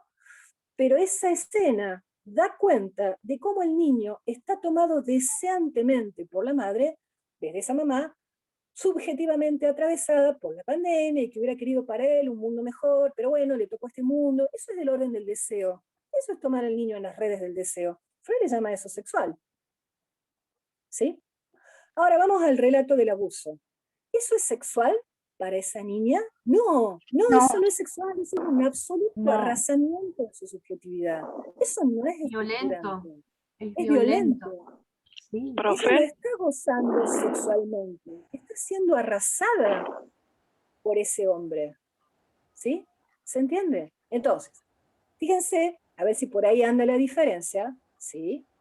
Quizás alguien ha escuchado estos audios, ¿no? Circularon un montón. Bueno, entonces digo, préstenle atención a que no estén sufriendo ustedes el obstáculo ideológico, no con el abuso sexual, que es clarísimo, sino con el trauma sexual estructural. A veces lo que nos hace ruido es ¿por qué Freud le llamó a eso sexual? Y bueno, le llama sexual a ese orden de ternura, le llama sexual a ese orden que tiene que ver con el amor y el deseo, ¿sí?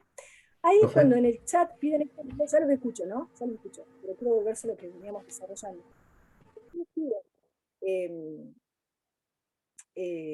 Ejemplos, los que piden ejemplos guardan, ¿no?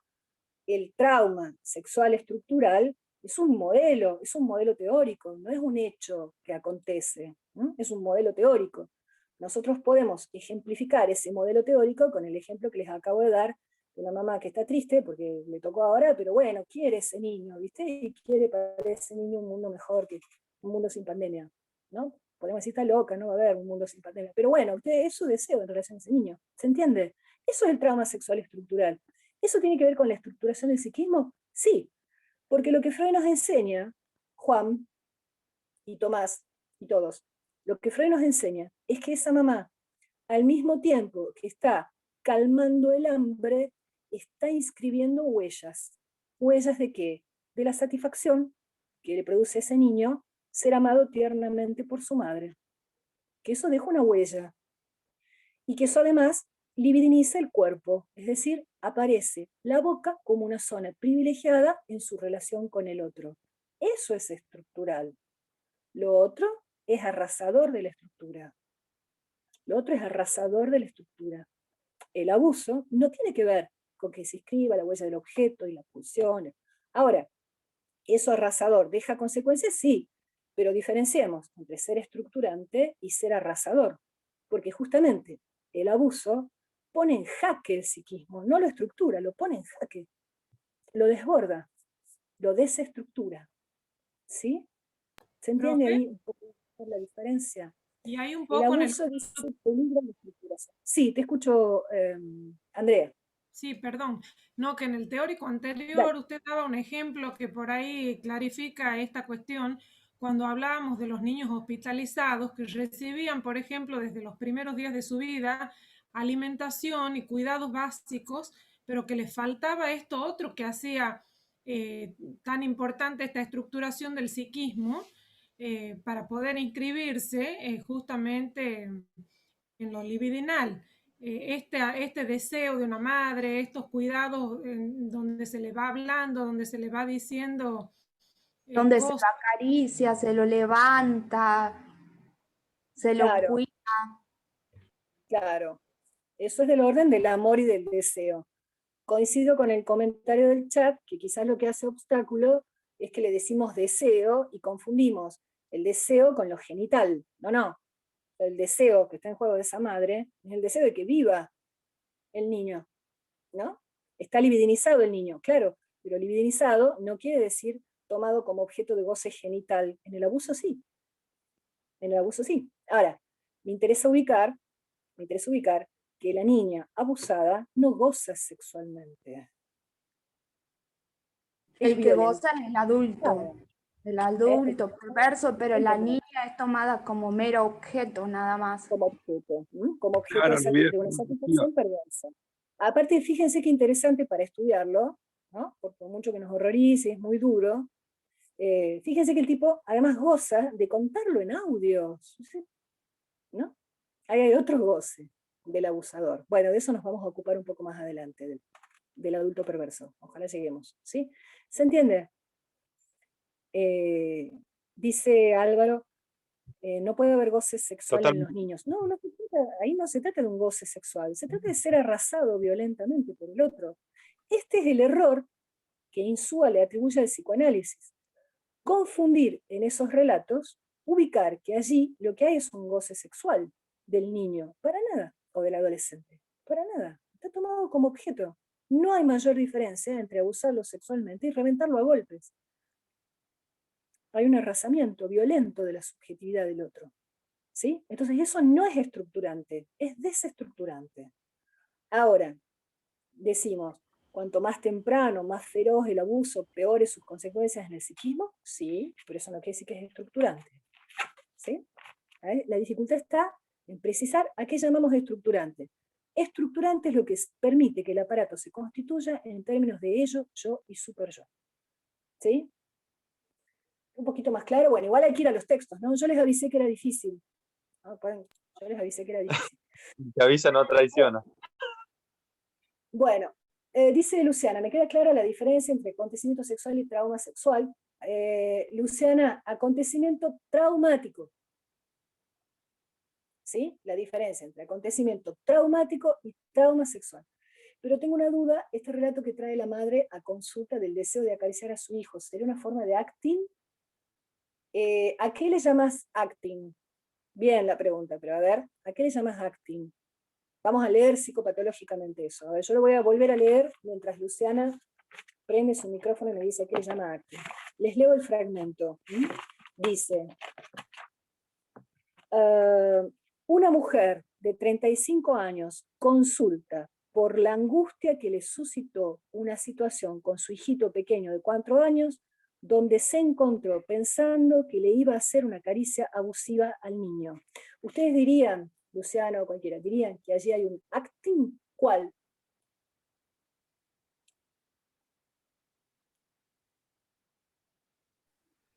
¿No sería más un flashback? No. No, ¿qué es esto? Se los leo y díganme, eje 1. No hay un acting, ella está pensando. Ah, ¿y qué es pensar? ¿Sería una alucinación, profe? Profe, No, ¿puede ser una alucinación? Alucinar es lo mismo que pensar. No. Alucinar ¿Fantasía? es lo mismo. Ah, bueno. ¿Sí? A ver. Es una fantasía. Es una fantasía. Ella fantasea y se horroriza, se angustia locamente, llama al analista. ¿Dónde está el acting? No hay un acting allí. Tampoco hay una alucinación. La alucinación no es pensamiento. Alucinación es algo que se me impone por la vía de los sentidos. Entonces, ¿no? Es una fantasía que la horroriza. ¿Dónde hay alucinación? En este fragmento, cuando ella dice, ella contaba que al tener relaciones sexuales con su pareja, venían imágenes de ese acontecimiento de la infancia. Vienen, se me imponen. Esos ¿Sí? serían Esa es una flash. alucinación. Eso sería un flashback, una alucinación. Bueno, el término moderno sería flashback, ¿no? Es una alucinación. ¿Se entiende? ¿Sí? Bien, bien la pregunta para que podamos hacer esas precisiones. A ver, Profe. dejen de operar con el sentido común, están en 3er año de la carrera de psicología, tienen que poder usar claramente estas categorías. Una cosa es pensar, otra cosa es alucinar, y otra cosa es actuar. ¿Sí? Entonces acá no hay un acting, ni hay una alucinación, hay una fantasía horrorosa. Horrorosa, esta mamá no es una abusadora, porque el abusador no se horroriza. El abusador actúa, su goce, ¿no? Esta mamá tiene esa fantasía y se horroriza, se angustia, se detiene y hace una consulta. ¿Sí? Profe, agradecemos que haya usado la crudeza. Bueno, esa es mi neurosis, Laura, ¿ves? Estaba como muy cuidadosa yo, pensé que entendíamos de qué hablábamos y parece que no, parece que había que explicitarlo. Bueno, gracias a ustedes. ¿Sí? Profe, ¿no era que el acontecimiento traumático no se liga a fantasías? No, el acontecimiento traumático no se liga a fantasías. ¿Por qué lo decís, Tomás? El trauma sexual se liga a fantasías. El acontecimiento traumático yo no lo traigo como una fantasía de si el otro me quiere o no me quiere. Claro, ¿Sí? por eso decía, esto de que la madre se horroriza, digamos, al tocar a su hijo, acariciar a su hijo de manera No disruptiva. se horroriza al tocarlo. No, No, por no, eso, no. al pensarlo, sí, sí, sí. Al pensarlo, es Claro. muy importante. Bueno, a ver, esto de que la mamá se Bueno, horroriza al pensarlo. eso lo planteamos acá, recién decíamos que es una fantasía de ellos, Sí. Listo, ¿verdad? ya está. Y eso es en referencia al acontecimiento traumático. A ver, no estamos diciendo, bien, bien, te prohíbo que vuelvas a decir al tocarlo, ¿eh? No lo toca. Ah, bueno, sí, sí. Bueno, no, pero es que es una discriminación importantísima. Bien, igual les estoy leyendo el texto yo, después lo van a leer ustedes, ¿sí? Entonces, bien lo que dice Tomás. No estoy diciendo que los sujetos neuróticos que fueron abusados no fantasean y no tienen fantasías. No estoy diciendo eso, ¿eh? No estoy diciendo que alguien que fue víctima de abuso no puede fantasear. Lo que estoy diciendo es que hay sujetos que siendo niños, adolescentes, adultos, cuentan el abuso y eso no es una fantasía edípica. Eso no es una fantasía edípica. Les cuento una fantasía edípica. A ver.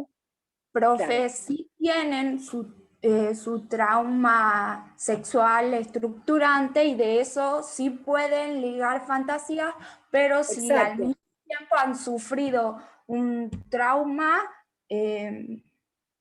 no pueden ligar ese trauma a una fantasía. Exacto. Sino que va por otro lado, se expresa por otro lado, por angustia, por acting out, por impulso, lo que sea. Bien, exacto. A ver, demos otro ejemplo, a ver si queda más claro. ¿Qué es? Profe, un segundo. Ajá. ¿Se acuerda del año pasado, creo que era el caso de la nena M, que se había perdido en Buenos Aires y el captor creo que era un indigente? Ajá, y que, bueno, había estado perdida una semana, una cosa con él. ¿Se acuerdan que el caso de ella, digamos, en lo que se difundió en los medios, decía de que ella tenía, digamos, venía de una situación de abuso, pero recurrente? Quiero decir que su mamá, en teoría decían en los medios, que la usaba como, ay, feísima la frase, pero bueno, decía como la usaba como tarjeta de crédito para o sea, lucraba con la nena o con las... Exactamente, me cuesta. Sí, eso. Entonces, yo no sé si va por ahí la pregunta y la confusión del compañero, pero por ahí les retomo, digamos, lo que voy escuchando, que esta situación, digamos, que de abuso que vivía la nena, por más, digamos, que ella no la veía así, porque en los medios recalcaban eso, de que la nena cuando se la encuentra decía, se fue, no me acuerdo cómo se llamaba el hombre, supongo que dijo, se fue Carlitos, creo que era. Se fue Carlitos, o sea, ya no es que denunciaba o decía de que había sido objeto de tal situación, sino es como que era algo común para ella. Toda esa situación que vivió, digamos, es como que así se mostraba en los medios, no estoy diciendo que así sea. Yo creo que la confusión del compañero va por ahí, digamos, qué cosa, cómo la vive el niño. Yo creo que esta situación, por más que para ella se mostrase que no era traumática, sí lo es, digamos, porque sigue siendo una niña en una situación. A ver. Mabel, a ver. Primero, está bien lo que planteas, pero discriminemos, bien lo que planteas, discriminemos. Sí, primero, vos estás tomando el discurso periodístico, no el discurso del sí, exacto, sí, por eso es que lo les remarco, profe. No sabemos bien, no sabemos lo que la niña dice. Bien. Segundo, lo que vos estás planteando como posibilidad es que el niño no se angustie porque no significa esto como un abuso. Yo no lo planteo, sino yo no sé si entiendo por ahí la confusión del compañero. Bueno, Para pero mí, vos estás tratando, si es una... bueno, pero te pregunto si Claro. vos lo pensás. Está bien, vos estás tratando No, de interpretar la cosa de Juan, pero yo te pregunto a claro. vos. No, yo no. Para Pregunto a mí vos. es una situación de abuso, de trauma. Ujú. Me parece A que, ver, profe. bueno, está bien tu intento, está muy bien, hay que A ver. pensar. Sí, hay que pensar, tomar casos, discutirlos, muy bien, muy bien. Lo que quizás trae la pregunta de Juan Cruz, y es un poco lo que yo les planteaba en relación al sentido común, ¿no? El sentido común, especialmente el sentido común no atravesado por la ley de protección integral, y mucho menos por el psicoanálisis, el sentido común lo que dice es que como son niños no sufren y no recuerdan. ¿No? Que no sufren y no recuerdan. Lo que el psicoanálisis nos enseña es que lo que el otro opera sobre el niño en tiempos de inermidad nunca es sin consecuencias. Nunca es sin consecuencias. ¿Mm? Nunca es sin consecuencias. Ahora, el caso que trae Mabel no la hemos escuchado, pero sí hagamos una pequeña construcción hipotética. Una niña que vive en situación de calle y que reiteradamente es entregada por su madre a hombres abusadores, que supuestamente es lo que dice el periodismo que pasó. Bueno, a ver, hipotéticamente pensemos, ¿cómo podría dar cuenta de esto esta niña? Guarda, si nosotros decimos que lo toma naturalmente y entonces no lo significa como un abuso, y la estamos poniendo en un lugar de objeto. Es decir, estamos ubicando a esa niña como alguien que no puede distinguir la agresión del amor. ¿No? Ahora, Claro. alguien Y eso es que vive obvio. en situación de calle, que es permanentemente vulnerada, bueno, tendríamos que sentarnos a entrevistarla a ver cómo da cuenta de eso. Pero yo Claro, no profe. partiría del supuesto de que eso es inconsecuencia, porque ¿qué estamos diciendo? Bueno. Profe, es obvio que eso va a Bueno, traer es lo que... consecuencias. Bueno, a ver, de una. Claro. Perdón. Es lo que yo entiendo, profe, digamos que es igual, digamos, es traumático y tiene consecuencias, y es lo que el compañero más o menos plantea cuando él dice eso, de si podía suceder que no tuviera, o sea, esa impresión de traumático para el niño. O sea, están muy solidarios, quieren explicarme cuál es la duda del compañero. Dígame lo que usted piensa, Mabel, déjelo al compañero que hable por sí mismo. ¿Qué es lo que usted piensa? claro, yo pienso que la niña está en una situación de vulnerabilidad completa, digamos, por parte de todas las estructuras, digamos, sea familiar, social, bueno, todo.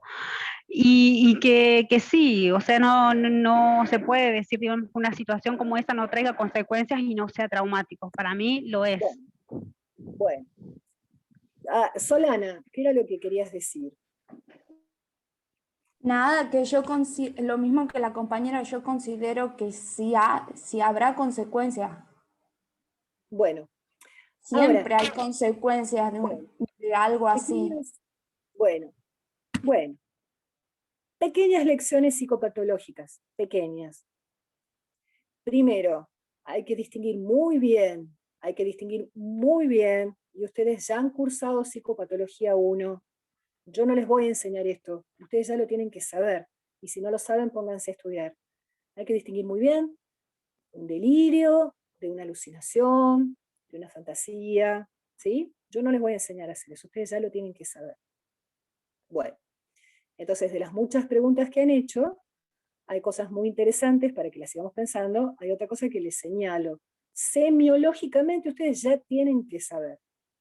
Nosotros no les vamos a enseñar a hacer semiología. Ustedes no pueden confundir un pensamiento con una alucinación. Así que a revisar semiología, a pensar estas cosas cuando trabajan un caso. ¿Sí? Bueno. Segundo, lo que nosotros trabajamos es el discurso del sujeto. Es decir, que para saber lo que le pasó a M, tendríamos que hablar con M, si no, es especulación. ¿Sí? Es decir, nosotros siempre hacemos hipótesis clínicas sobre lo que dice el sujeto, no sobre lo que otro dice que el sujeto dijo, ¿no? Entonces, este comentario que trae Mabel está muy bien, pero siempre que tengamos presente que estamos haciendo una especulación sobre un niño al que no hemos escuchado. ¿Sí? Bien. digo como cuestiones que aparecen, que me parecen importantes para hacer psicopatología, más allá del tema que estamos tratando en la clase. Tercera cuestión, y vuelvo sobre Juan Cruz, que miren, ni yo ni nadie le perdona sus elucubraciones, Juan Cruz, muy bien, pero lo tomamos como ejemplo, ¿sí? Cuando hay acontecimiento traumático, hay inermidad, y cuando hay inermidad, no hay posibilidad de elección. Justamente, ¿no? Lo que caracteriza a la inermidad es que yo no elijo lo que me hace el otro. Soy pasivo ante lo que el otro me hace. Eso es lo que caracteriza la inermidad. O, digamos, no elijo lo que sucede, ¿no? Por ejemplo, yo estoy acá parada y viene un tsunami, y bueno, no elijo. Estoy en un lugar de inermidad, ¿no? Ahora, si dijéramos, bueno, ¿qué hacemos? ¿Prolongamos esta clase hasta la 1:30 o lo cortamos acá? Bueno, ahí hay un orden de elección neurótica, de libertad, ¿sí? Ahí no, ni ustedes son pasivos ni yo soy pasivo, ¿no? Entonces, por ejemplo, si yo en este momento los echara a todos y cortara la clase, ustedes no son pasivos ni inermes, ustedes podrían reaccionar y hacerme una nota, denunciarme, ¿sí? En la inermidad no hay elección, ¿no? ¿Se entiende? Del mismo modo, en la inermidad no hay inscripción, no hay posibilidad de significar esto de una manera u otra. ¿Sí? El acontecimiento traumático, entre ellos el abuso sexual, ¿sí? Donde señalamos como central la inermidad, no hay elección posible, ¿no? No es que yo pueda atravesar esto de una manera u otra, sino que resulto arrasado por algo. En el caso del abuso sexual, resulto arrasado en mi subjetividad por el abusador, ¿sí? Entonces, son muy interesantes las preguntas de todos, porque nos permiten pensar estas cuestiones, ¿no? Tenemos que precisar qué decimos cuando decimos estructurante, tenemos que precisar qué decimos cuando decimos sexual. Cuando decimos sexual, en Freud no estamos diciendo genital, ¿eh? Cuando decimos libido, cuando decimos deseo, no estamos diciendo genitalidad, ¿no? Estamos diciendo lo que ustedes han estudiado como sexualidad en su sentido amplio. Entonces, el trauma sexual estructural es estructural porque si el sujeto no es tomado en estos tiempos de pasividad en las redes del deseo del otro, no se estructura como sujeto. Pero esto no tiene nada que ver con ser arrasado subjetivamente por un adulto abusador. ¿Sí? Bueno, vuelvo sobre lo que decía al principio, son temas complejos, son temas que desafían nuestro sentido común nos hace pensar que no, que los niños olvidan, no se acuerdan, no pasa nada, ¿no? Bueno, entonces son temas que vamos trabajándolos lentamente, no es que de hoy ya hemos resuelto para toda la vida el ABC del trauma sexual ni del abuso, es una primera aproximación al tema, lo seguiremos leyendo, los que estén interesados lean el libro entero, a lo largo del año vamos a seguir pensando la vigencia de este concepto, ¿sí? Me interesa que les quede una curiosidad por el tema, veo que la tienen, ¿sí? Me interesa que estén confundidos, muy bien, las confusiones se aclaran leyendo los textos de Freud, leyendo el teórico de la profesora Stisman sobre fantasía, ¿sí? Las confusiones se aclaran estudiando, ¿bien? Y que puedan percibir la cuestión de la vigencia, porque si yo no diferencio el trauma sexual estructural del acontecimiento traumático, cualquier cosa es cualquier cosa, todo es lo mismo y clínicamente no puedo operar. No puedo operar, ¿no? Entonces, una cosa es que venga a mi consultorio esa niña traumatizada por ese padre perverso, y otra cosa es que venga a mi consultorio el hombre de las ratas y me diga, la verdad que mi papá quería que yo me case con una mujer rica, pero estoy enamorado de una pobre. Eso es Edipo, eso es novela edípica. ¿Qué quería mi papá de mí? Ay, mi papá no me deja vivir en paz porque quiere para mí una cosa, pero yo quiero otra. Eso es novela edípica. Eso es otra cosa, no es abuso. ¿Se entiende? Porque lo que trae el hombre de las ratas ahí es una pregunta de ¿qué quiere mi papá para mí? ¿Soy suficientemente buen hijo? ¿Tengo que hacer lo que yo quiero, lo que él quiere? Ese es el campo del síntoma neurótico. No es el flashback, no es la compulsión a drogarme, no es la angustia desbordante, ¿sí? Son campos que vamos a ir discriminando. ¿De acuerdo? Bueno, dice, siempre estructurantes del neurótico. A ver, Álvaro, no te entiendo la pregunta. Alejo, se refiere a que no toma forma de fantasía.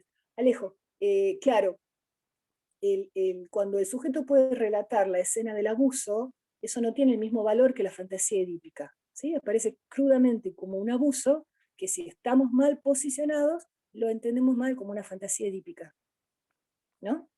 Voy a dar un ejemplo, disculpen la crudeza, disculpen de nuevo la crudeza, pero yo he escuchado foros de colegas decir que el problema de esta niña abusada por su papá, que además lo contaba en un audio, ¿no? Que la niña estaba realizando allí una fantasía edípica. Nada que ver, eso no es una fantasía edípica. La fantasía edípica tiene que ver con el amor y con cuál es el lugar que tengo en el otro, ¿no? Ser objeto de abuso por quien se supone que me tenía que cuidar, no tiene nada de edípico, al contrario, es todo lo contrario de lo edípico, ¿no? Bueno, lo vamos a seguir trabajando, ¿sí? Dice Laura, choqueante la clase profe, un tema a súper tratar, sobre todo para la materia y futura profesión. Claro, claro, es crudo. Bueno, yo les avisé que esta es una profesión difícil, ¿no? Donde, bueno, cada uno tiene que ir trabajando sus propias cuestiones, estudiando los modelos básicos y eligiendo cuál es la teoría en la que se siente más cómodo para trabajar, ¿no? Pero efectivamente, la clínica de hoy es una clínica que nos pone en jaque, que tenemos que estar preparados para trabajar con la angustia que a nosotros mismos esto nos produce. Recurso en la materia esos profesionales. Es tarde para ellos, ¿no? Tendrán que hacer un posgrado o algo así. Bueno, una duda, ¿lo que habla de las estructuras se refiere a las estructuras neuróticas, psicóticas y perversas? Sí, Alejo. Las estructuras subjetivas son neurosis, perversión y psicosis. El modelo que Freud trabaja fundamentalmente es el de la neurosis, pensándolo desde la segunda tópica, ello, yo y super yo. Entonces, cuando nosotros decimos estructurante, estamos diciendo que se estructura allí una neurosis bajo el modelo del ello, el yo y el super yo. ¿Sí? Vamos a dejar acá por hoy, ¿sí? Nos vemos el viernes. Acuérdense que este es un teórico de reemplazo de que no pudimos compartir el viernes pasado, así que el viernes nos vemos en nuestro teórico. Dice Alejo, o sea que un trauma sexual lleva a la construcción... a ver, espérate, no te entiendo, Alejo, el problema. O sea que un trauma sexual lleva hacia la construcción de una de esas estructuras u otra. Alejo, a leer, no estás entendiendo, a leer la clase de la profesora Stisman. Cuando vos decís un trauma sexual, parece que estás hablando de un acontecimiento traumático, de un trauma accidental. El trauma sexual es estructurante de la subjetividad. Lean la clase de la profesora Stisman del viernes anterior, ¿sí? Pero está bien, Alejo, que lo explicite para que yo pueda advertirte de que hay una confusión allí, ¿sí? Bueno, nos vemos el viernes. Que esté muy bien. Chao, profesora, muchas gracias. Chao, profe, gracias. Chao, profe. Chao, profe, muchas gracias.